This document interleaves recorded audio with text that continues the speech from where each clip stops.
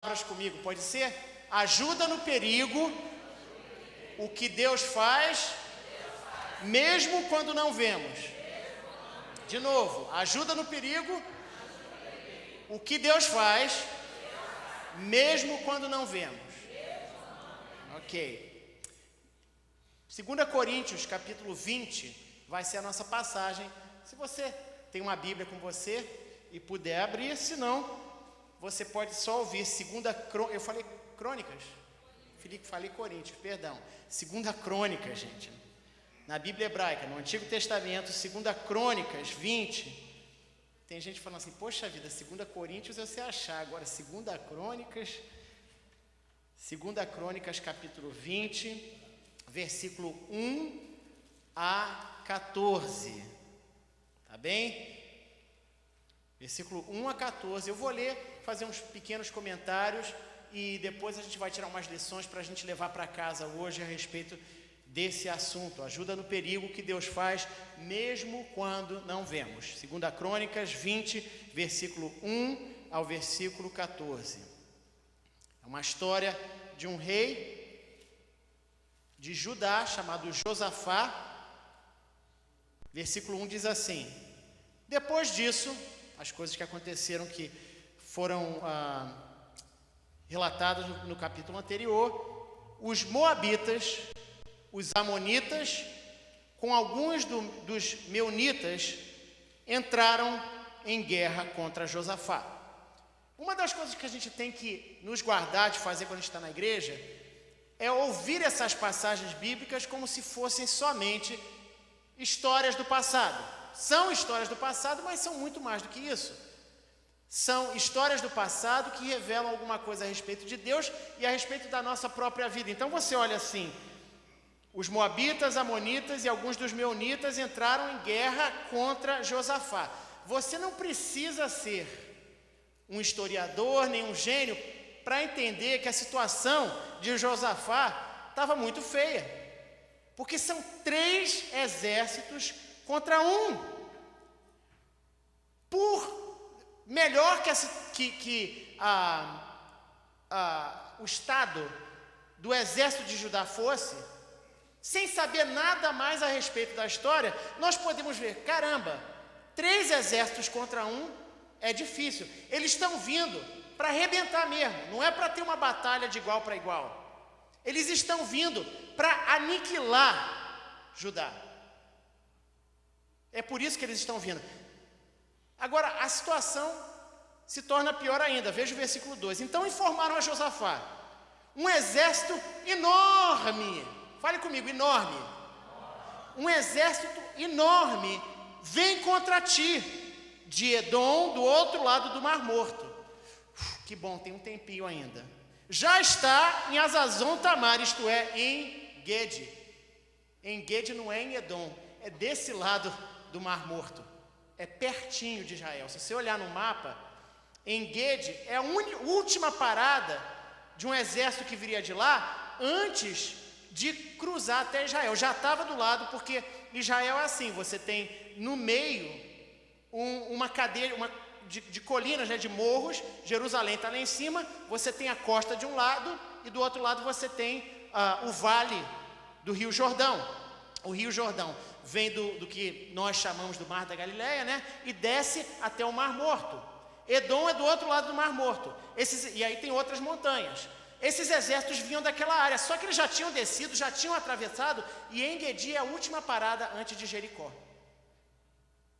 Então não só eram 3 exércitos contra um, não tinha muito tempo para se preparar. Eles não tinham muito tempo para fazer alguma coisa a respeito. O exército é enorme e já está pertinho. Quando nós lemos esse tipo de passagem na Bíblia, gente, nunca se distancie da situação. Ah, que interessante, isso aqui é uma aula de história. Não, se ponha na situação de Josafá, que é por isso que essa história foi posta na Bíblia. Existem momentos na vida de cada um de nós, onde nós nos encontramos numa situação dessa. 3 contra 1, e já estão muito perto. A causa é perdida. A causa é perdida. Não existe tempo para se fazer nada, e vamos ser sinceros, mesmo se tivéssemos tempo, não tem muito que se fazer, porque são 3 contra 1. Eu amo essa história, versículo 3, porque ela mostra um herói. Toda história tem um herói, ou geralmente tem. O herói nas histórias da Bíblia, sim, é Deus em primeiro lugar, mas o agente humano aqui no caso é Josafá. E geralmente nós vemos na pessoa dos reis de Israel, pessoas que realmente têm uma coragem acima do normal. Mas eu consigo me identificar com Josafá, porque o versículo 3 começa com a palavra que descreve a situação interior dele. Alarmado. Alarmado. Algumas traduções você vai ver, com medo. Com medo, que eu até gosto mais. Josafá era rei, era servo de Deus, não era perfeito. Os capítulos que cercam isso aqui mostram algumas das falhas dele, mas era um servo de Deus, foi um dos reis bons. Mas a verdade é que quando ele ouviu isso, ele ficou com medo. Tem esse negócio de, mas eu sou servo de Deus. Deus, a coisa está difícil. Eu estou com medo do que vai acontecer amanhã. Josafá tinha família. Ele sabia o que os exércitos faziam. Primeiro com os líderes. Ele sabia que talvez em poucos dias, em questão de 48, 72 horas, ele podia ser forçado a ver a morte dos seus filhos, da sua esposa. Uma situação, gente, desesperadora. E eu amo que o versículo 3 diz assim, Josafá, ele estava com medo. Pior coisa que tem, quando alguém está passando por uma dificuldade, é aquele crente que chega e fala assim, mas Deus está em controle. Poxa vida, eu não sabia. Ainda bem que você me avisou, Max, porque novidade. Não, mas você vai ter vitória. Legal, vou ter vitória, mas amanhã quando eu for no médico lidar com esse câncer, você vai estar em outro lugar e eu vou estar com a vitória lá no médico, sozinho. Né? Tem crente que tinha que ficar quieto, ouvir, orar, em vez de falar bobagem. E aqui, Josafá, em vez de começar a falar slogan, Deus vai fazer, a Bíblia fala claramente, ele ficou com medo. Josafá decidiu consultar o Senhor e proclamou um jejum em todo o reino de Judá. Uma boa ideia. Uma boa ideia, quando você está com medo, quando a situação está difícil, quando não tem o que se fazer, busca ao Senhor. Busca ao Senhor. Jejue, pede para outras pessoas perto de você jejuarem também. Vamos orar junto. Foi o que Josafá, alarmado, com medo, fez. Versículo 4, reuniu-se, pois, o povo, vindo de todas as cidades de Judá, para buscar a ajuda do Senhor. Então Josafá levantou-se na assembleia de Judá e de Jerusalém, no templo do Senhor, na frente do pátio novo, e orou, Senhor, Deus dos nossos antepassados. Presta atenção, antes de eu continuar, porque o centro dessa mensagem vai depender da gente prestar atenção nessa parte aqui. Eu vi algo que eu achei muito bonito, depois que eu vou compartilhar com vocês, mas eu tive que voltar. Como a gente não vai ter tempo aqui, presta atenção na oração de Josafá com muito cuidado. Ele chega lá e fala assim, Senhor, Deus dos nossos antepassados, não és tu o Deus que está nos céus? Tu governas sobre todos os reinos do mundo. Força e poder estão em tuas mãos. E ninguém pode opor-se a ti. Versículo 7. Não és tu o nosso Deus, que expulsaste os habitantes desta terra perante Israel, teu povo, e deste para sempre os descendentes do teu amigo Abraão, aos descendentes do teu amigo Abraão? Preste atenção o que ele está fazendo. Ele está recontando a razão pela qual eles estão nessa situação. Ele está falando assim: Deus, não foi você que trouxe a gente para cá? Deus, você se lembra do que nos trouxe a essa situação aqui? Não foi você que deu essa terra para a gente? Ou eu estou viajando, eu estou perdido aqui? Você se lembra disso, Deus? Versículo 8, ele continua falando com Deus. Eles a têm habitado e nela construíram. Preste atenção nisso. Ele recontando a Deus: olha, Deus, tudo bem, não somos perfeitos, tudo, mas o teu povo que você trouxe aqui tem vivido aqui, e esses meus antepassados, eles construíram um santuário em honra do teu nome, dizendo: a razão que a gente construiu esse santuário, lembre-se, ele está no santuário, orando. E ele fala assim: a razão que a gente está aqui agora é porque quando foi construído pelos nossos antepassados, eles falaram assim: olha, se alguma desgraça nos atingir, seja o castigo da espada, seja a peste, seja a fome, nós nos colocaremos em tua presença diante deste templo, pois ele leva o teu nome, e clamaremos a ti em nossa angústia. Preste atenção nessa frase. E tu nos ouvirás e nos salvarás. Quando os meus antepassados construíram esse templo aqui, a ideia era essa, que se acontecesse uma coisa ruim, a gente ia vir orar e você ia salvar. Versículo 10. Mas agora, quando você vê um mais, a ideia está mudando. Essa era a ideia, Deus. Mas o que está acontecendo é tão diferente. É tão diferente, a gente tem que servir direitinho. A gente está aqui adorando a você. Josafá tinha feito uma reforma na religião de Israel, tinha tirado várias coisas que os antecessores dele tinham feito, tinha consertado muita coisa, tinha jogado fora ídolos. Ele falou assim: a gente tem feito tudo direitinho, mas agora, em vez de bênção, olha o que está acontecendo. Estão aí os amonitas, os moabitas e os habitantes do monte de Seir, cujos territórios, os territórios não permitiste que Israel invadisse quando vinha do Egito. Por isso os israelitas se desviaram deles e não os destruíram. Note só o que ele está falando. Deus, há centenas de anos atrás, quando a gente saiu do Egito, a gente guerreava contra os povos para conseguir chegar aqui. Mas quando a gente chegou prestes para atravessar, você por alguma razão não permitiu que a gente atacasse esse povo. Então a gente deu a volta, foi mais difícil para a gente, mas na verdade nós mostramos bondade com eles. Olha aí, Deus, o que eles estão fazendo? Estão pagando nossa bondade com traição. E aí, Deus?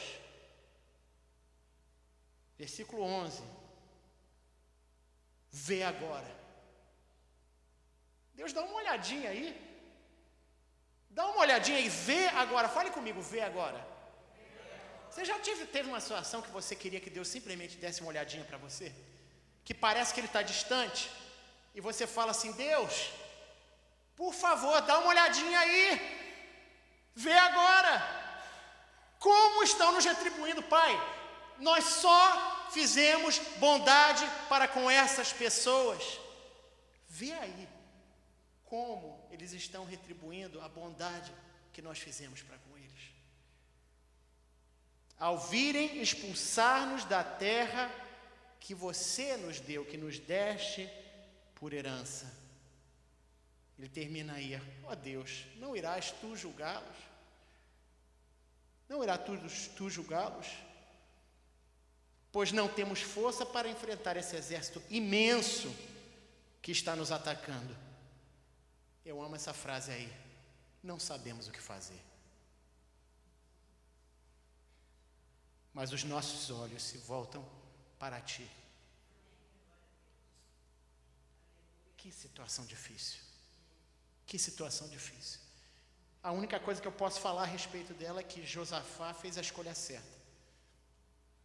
Ele não sabia o que fazer, mas ao mesmo tempo ele sabia que ele fez o melhor que ele podia ter feito. Ele buscou a Deus. A gente só sabe quem nós somos. Nós só sabemos quem as outras pessoas são quando nós vemos as escolhas que elas fazem sob pressão. Quando não tem pressão nenhuma em cima de mim, eu tenho capacidade de fazer N tipos de escolha. Quando eu estou aqui na igreja, eu tenho capacidade de falar assim: ô irmão, paz do Senhor, Deus te abençoe. Mas é quando o cara me corta na freeway, ou ali na frente na rua, que sem eu pensar, ou eu vou falar, ô glória a Deus, ou eu vou falar outra coisa. São nos momentos de pressão que você olha para você mesmo e fala assim: ah, é isso que eu sou. São nos momentos de pressão que você olha para as pessoas e fala: é isso que ele é isso que ela é. Fazer escolha quando não tem nada em perigo, qualquer um faz. Mas na hora do apertado você descobre o que está dentro da pessoa. E nesse momento em que tudo foi tirado de Josafá, nós descobrimos, na verdade, quem ele era. Ele era, apesar dos erros, era um servo de Deus. Quando ele não sabia o que fazer, ele fez a única coisa que ele sabia: ele buscou a Deus. Outros reis teriam feito coisas diferentes. Manda um cavaleiro aí para um outro reinado, chama um outro exército, mostrando confiança em coisas materiais.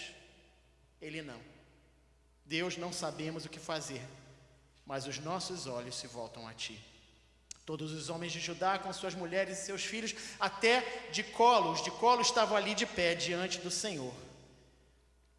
Então o Espírito do Senhor veio sobre Jaziel, filho de Zacarias, neto de Benaía, bisneto de Jeiel, e trineto de Matanias, levita e descendente de Asaf, no meio da assembleia. E termina aí a leitura da minha mensagem. Se você quiser saber o que aconteceu, você lê depois do versículo 14. Mas tem algo muito interessante nesse versículo aí. Deixa eu contar uma historinha para vocês. Quem aqui já foi no parque de diversões Great American? Ok, maioria, né? Aqui pertinho, Sul, em Santa Clara. Eu fui lá umas semanas atrás, fui com meus filhos, levei eles lá, eles levaram os amiguinhos. E aí, o que aconteceu foi que a Asma e a Elis, que tem mais idade, foram nos brinquedos que eu queria ir. E eu fiquei com a minha filhinha de 5 anos, indo nos brinquedos que eu não queria ir, né? Que é normal, é coisa de pai. Aí fui no, né, sei lá, não é nem Dumbo, eu nem sei o que é. Eu fui lá naqueles brinquedos de criança e teve uma hora que eu resolvi, vamos ver uns showzinhos. Aí vamos lá, aí Helena, vamos pai? Aí fomos lá e nós fomos num show muito bacana que é chamado O Chapéu Mágico do Grande Zindine. O Chapéu Mágico do Grande Zindine. É um show de mágica. E a maioria do show, na verdade, foi bem bobinho. Era engraçado por ser bobo. Né? A Helena, que tem 5 anos de idade, caía para trás de rir e eu ria por causa dela e porque realmente era muito bonitinho. Fui lá vendo o Grande Zindine, só que no final, o Grande Zindine fez um truque de mágica que realmente me impressionou. Eu falei, caramba, interessante.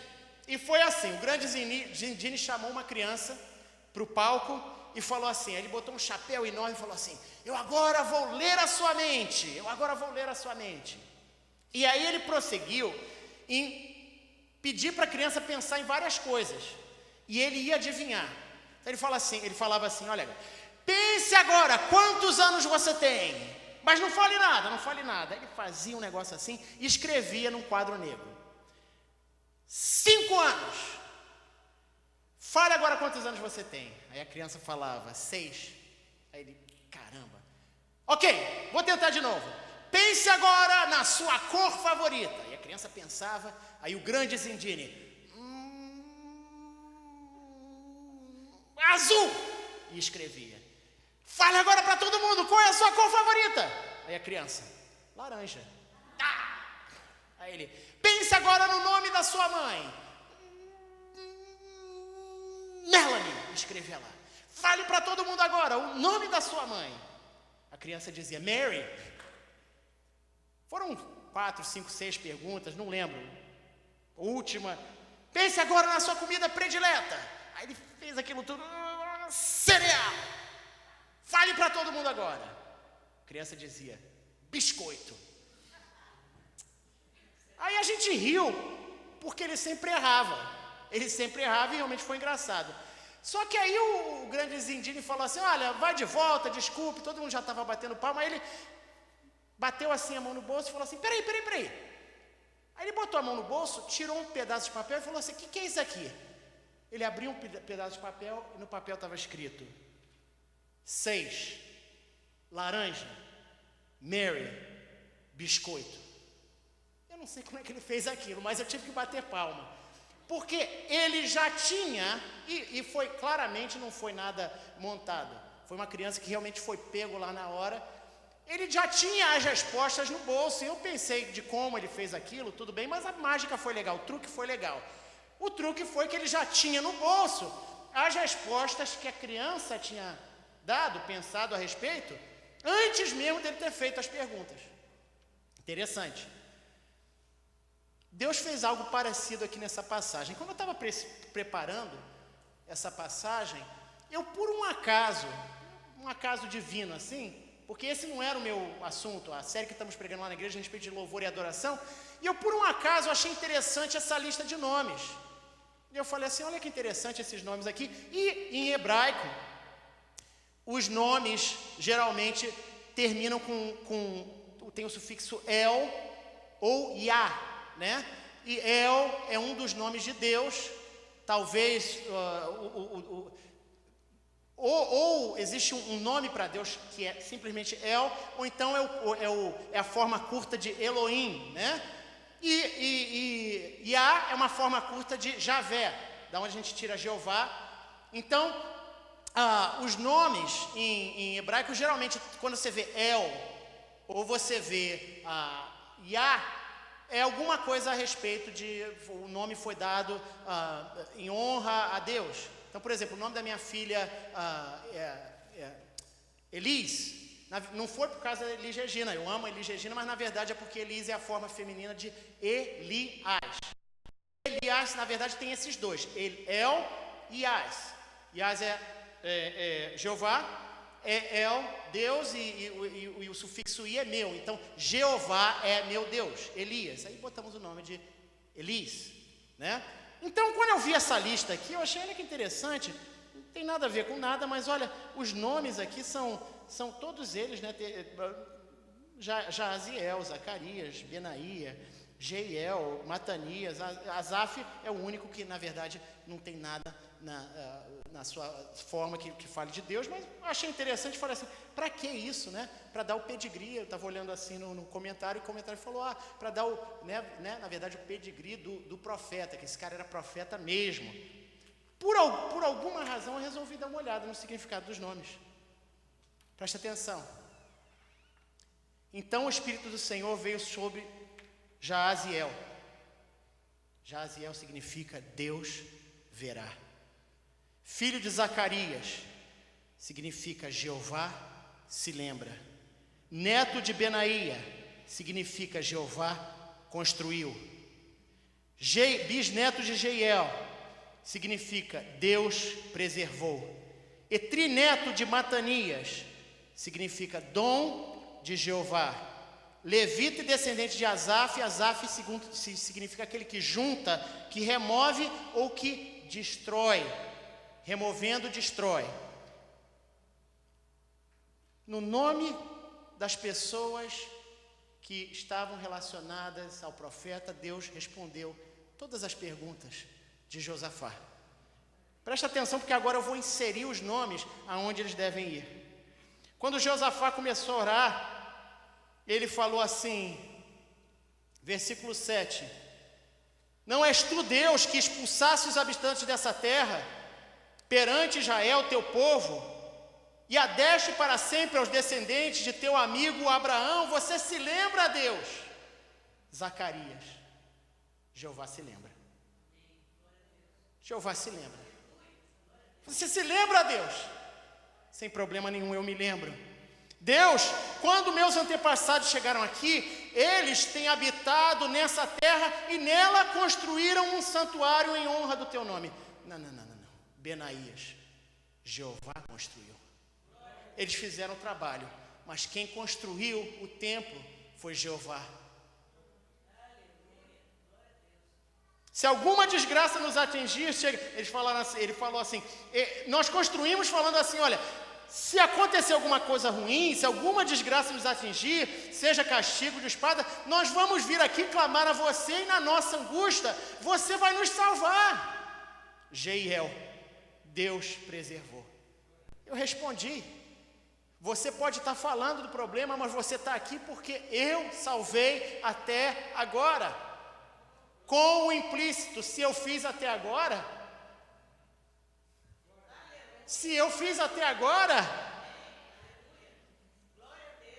mas agora, Deus, não é isso que está acontecendo. Aí estão 3 exércitos contra nós, Deus. Vê agora. Jaziel, Deus verá. Vê agora, gente, é o mesmo verbo, são os mesmos verbos. Isso daqui não é uma forçação de barra. Deus vê agora. Jaziel, Deus verá. Existe algo interessante a respeito desse verbo ser no futuro. Daqui a pouco eu vou falar a respeito disso.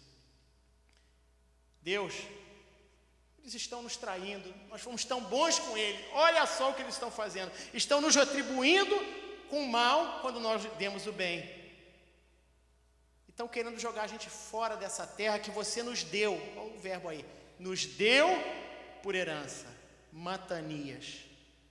Presente de Jeová. Essa terra foi dada, foi dom, foi um presente. Eu dei essa terra para vocês. Ó Deus, não irás tu julgá-los? Asaf, aquele que separa, aquele que destrói. Olha, gente, eu vou terminar com isso daqui. Ajuda no perigo.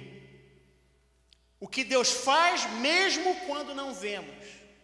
Eu vou terminar com essas observações a respeito do que eu tiro de Deus, a respeito de Deus nessa passagem. Agora, antes de eu fazer, eu quero que você pense agora na sua batalha contra os 3 reis. Porque é isso que é importante. Isso aqui não é uma aula de história. Isso aqui é uma pregação da palavra de Deus. Para você aprender a sair daqui e viver essa realidade. Qual é a sua batalha contra 3 reis? É um câncer? É uma doença incurável? É uma falência? É um problema financeiro que você não tem, nem se você tivesse acesso ao maior dos empréstimos, não tem como você resolver esse problema financeiro? É a morte de alguém? Alguém próximo? É um processo jurídico impossível de você ganhar? Quais são os teus 3 reis que vêm contra você? Presta atenção. Ajuda no perigo, o que Deus faz mesmo quando não vemos. Primeiro, é importante notar isso aqui. Josafá não teve essas respostas na hora. Na hora o que aconteceu foi que esse Jaziel se levantou, é Jaziel o nome? É, Jaziel. Jaziel se levantou e ele deu uma profecia, e a história continua. Na hora, Josafá, que estava no meio do problema, não percebeu as coisas que nós vimos aqui agora. Ele não falou, peraí, como é que é o nome do seu pai mesmo, hein? E o seu avô? E o seu bisavô? Não teve isso. Na hora, essas respostas não eram óbvias para Josafá. Mais tarde, quando o Espírito Santo inspirou ao escritor de Crônicas a escrever, iluminou o escritor para escrever isso, e as pessoas que estavam lendo, os leitores, que eram o povo de Israel que estavam no exílio, receberam isso. Mas na hora, preste atenção que isso é importantíssimo, a resposta estava lá, Josafá não via. A resposta estava lá. O pai, o avô desse Jaziel tinham esses nomes, e isso foi preparado por Deus muito antes. Por isso que eu contei a história do grande Zindine. Muito antes desse problema acontecer, Deus já estava respondendo. Só que para Josafá Ele não sabia. As respostas estavam lá, Josafá não sabia. Fala comigo. As respostas estavam lá.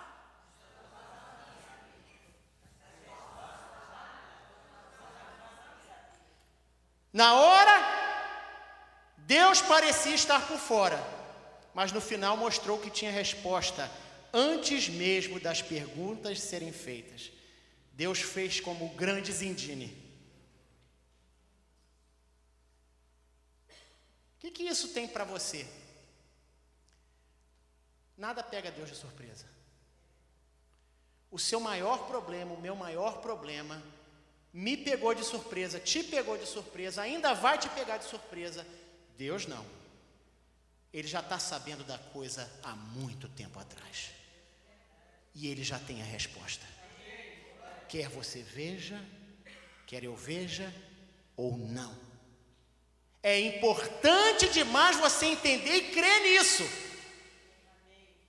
Eu não vejo, mas não pegou Deus de surpresa. Deus, nada pega Deus de surpresa. Fale comigo. Nada pega a Deus de surpresa. Fale de novo. Nada pega a Deus de surpresa. Segunda verdade é o seguinte: Ele já tem as respostas para as tuas perguntas. Vira para a pessoa do seu lado e fale para essa pessoa: Ele já tem as respostas para as tuas perguntas. Agora a terceira verdade. É normal que as respostas não sejam evidentes. Você viu que para nós, Deus revelou essa grande verdade. Para Josafá, não, Josafá estava no escuro. A situação de Josafá era muito grave. É fácil a gente se regozijar porque a gente está vendo a coisa daqui. Se você estivesse lá naquele dia, você não ia ver nada disso. Você ia estar desesperado. É normal, mesmo servindo a Deus, é normal não ver as respostas. Fala com a pessoa do seu lado. É normal não ver as respostas. Agora eu vou entrar nos nomes e com isso eu termino. Jaziel, Deus verá. É interessante que de todos é o único que está no futuro. Deus verá. O que eu tiro disso, gente? Eu peço a Deus que eu não esteja lendo uma interpretação que não é correta na palavra de Deus. Mas o que eu vejo nisso é o seguinte: se você orar, Deus verá a tua situação. Quando ele fala de lembrar, ele fala no passado. Deus se lembra. No presente, Deus se lembra. Deus construiu o passado. Mas quando ele fala de ver, ele fala no futuro. Deus verá. Por que não Deus viu? Eu já preguei a respeito disso. Deus não faz nada nesse mundo fora a oração.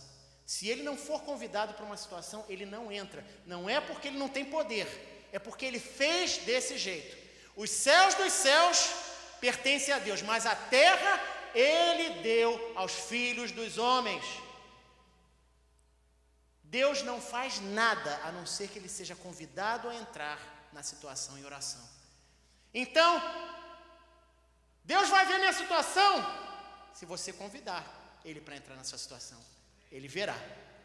E se eu não convidar, então ele não vai entrar nessa situação, porque ele respeita a sua escolha. Mas todo mundo aqui, eu acho que você quer que ele entre, né? Eu quero, estou doidinho. Então eu oro: Deus, entra na minha situação. Você vai ver, Deus?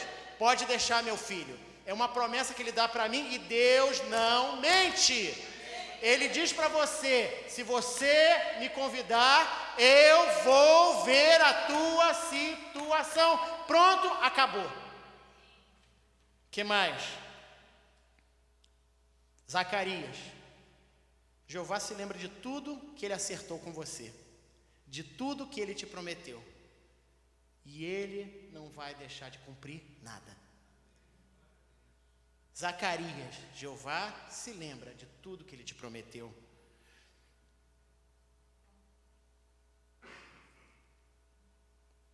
Benaía, Jeová construiu certas coisas em tua vida, e o que ele construiu, se você permanecer fiel a ele, ninguém jamais vai destruir.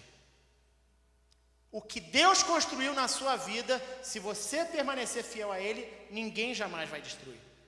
Lembre-se que no futuro, esse templo foi sim destruído, por quê? Porque eles se distanciaram de Deus. Mas enquanto eles buscaram a Deus, Deus falou assim: eu construí, você sendo fiel, Benaia, ninguém vai tirar de vocês. Benaia. Foi Deus que te preservou até aqui, Jeiel. Ele cumpriu sua promessa, Deus te preservou. Se você está aqui hoje, se você está ouvindo minha voz, por pior que a situação esteja, Deus já foi fiel a você muitas vezes. Você talvez nem saiba quantas vezes Ele te livrou do mal. Deus te preservou. Fala com a pessoa do seu lado: Deus te preservou. Jeiel. Matanias. Presente, dom de Jeová. O que Jeová te deu, se você permanecer fiel, ninguém pode tomar de você. O que Jeová... Tem coisa na nossa vida que não foi Jeová que deu. Tem coisa na sua vida que não foi Jeová que construiu. E o fogo vai destruir isso da sua vida. Mas isso é bom. O que vai ficar é o que Ele construiu, e o que vai ficar é o que Ele deu. Matanias. O que Jeová te deu, se você permanecer fiel, ninguém pode tirar de você. Por último, Asaf, aquele que junta, mas o verbo pode significar também aquele que remove, e também aquele que destrói. Removendo, destrói. Preste atenção, quem julga, quem tira, quem destrói é Deus. Deixa Ele fazer que Ele faz melhor. Deixa Ele fazer que Ele faz melhor. Pastor, como é que a gente faz, terminando essa mensagem, como é que a gente aplica isso daí na nossa vida? Bem, se você nunca abriu a sua vida para seguir a Jesus, você começa fazendo isso. Se você está aqui, eu não conheço todo mundo, mas você nunca abriu a sua vida para seguir a Jesus, essa promessa aqui, ela pode ser sua hoje, mas é igual aquela questão do Deus verá. Deus verá se você orar. Deus vai transformar a sua vida se você convidar Ele para entrar no seu coração. Se você entender que o seu pecado, que os erros que você e eu faço também, te separa de Deus, um Deus perfeito. E que isso quer dizer que você não tem a bênção de Deus, porque eu e você, nós somos pecadores. Mas Jesus morreu para pagar a penalidade por esse meu erro, pelo meu pecado. E quando eu simplesmente aceito a Jesus no meu coração, quando eu falo assim: olha, eu entendo que o meu erro, que o meu pecado, toda vez que eu falo uma mentirinha branca, ou que eu tenho raiva de alguém, que eu xingo alguém, toda vez que eu faço uma coisa pequena ou grande que é errada, isso me separa de Deus eternamente, porque Ele é perfeito. E se eu morrer desse jeito, eu vou passar a eternidade longe de Deus, no que a Bíblia chama o inferno. Mas não precisa ser assim, porque Jesus já morreu no meu lugar, e tudo que eu tenho que fazer é falar assim: Jesus, eu te aceito, eu preciso de você, eu entendo que eu sou pecador. E aí eu simplesmente venho a Jesus, e o que acontece? Jesus entra no meu coração. Se você não fez isso, faça hoje. Como é que eu faço isso? Quando a gente estiver orando, você ora e convida a Jesus a entrar na sua vida, e preste atenção, não saia daqui sem contar isso para alguém. Vem aqui no final e fala assim: Pastor Max, eu fui uma das pessoas que fez isso. Se você estiver vendo esse vídeo, mande um e-mail para alguém, ligue para alguém agora e fale: eu acabei de orar recebendo Jesus no coração. Agora, pastor, eu estou passando pelos meus 3 reis contra 1. Não precisa levantar sua mão não, mas tem gente aqui passando 3 contra 1, né? Parecendo o jogo do Brasil no final da Copa. Parecia que era 11 contra 1. Você está passando na sua final da Copa pessoal, né? E está apanhando de 7-1. Como é que a gente ganha a vitória, pastor? Conheça essa verdade que a gente leu aqui agora. Creia nessa verdade. E você sabe como que esse povo recebeu vitória? Eles louvaram. Eles louvaram. E enquanto eles estavam louvando, a Bíblia diz que Deus lutou a batalha deles por eles. Você acredita que isso pode ser verdade? Peraí, gente, você acredita que isso pode ser verdade? Essa fé está fraca. Você acredita que isso é verdade?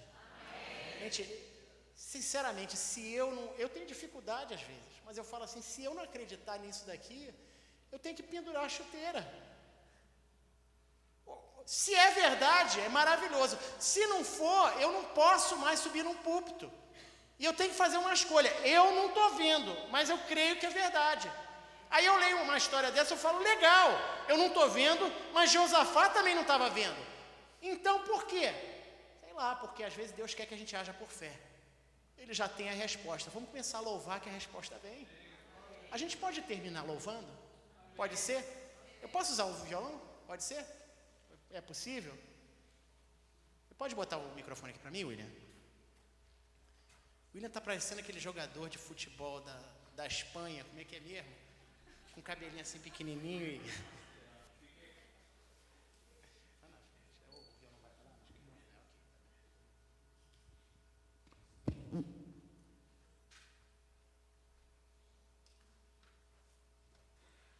Gente, não sou cantor não, então não se alarme com a voz não, tá? Mas tinha um hino que a gente cantava quando morava lá no Rio de Janeiro, na Nova Vida da Tijuca, o pastor Walter McAllister. Como é que é aqui o volume? Que diz assim, olha: refúgio meu és tu, refúgio meu és tu, tu és meu protetor do perigo, tu me cercas com amor, tu és meu escudo. Ao ouvir tua voz, nada temerei. Facinho, né? Cante pra ele. Refúgio meu és tu. De novo, refúgio meu és tu. Refúgio meu és tu. Tu és meu protetor. Tu és meu protetor. No perigo,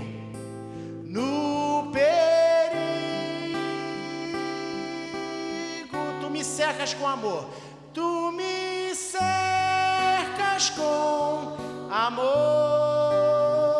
tu és meu escudo, tu és meu escudo,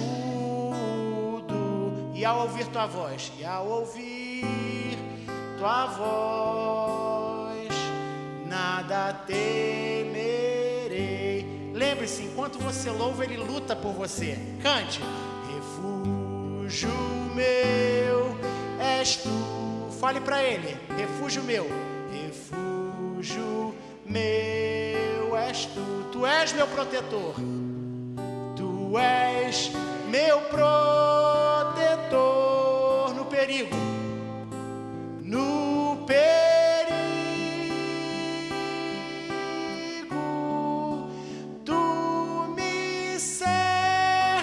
Com amor, tu és meu refúgio, e ao ouvir tua voz, nada temerei. Tem um que todo mundo sabe.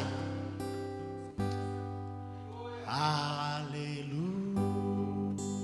Você pode se levantar? Aleluia.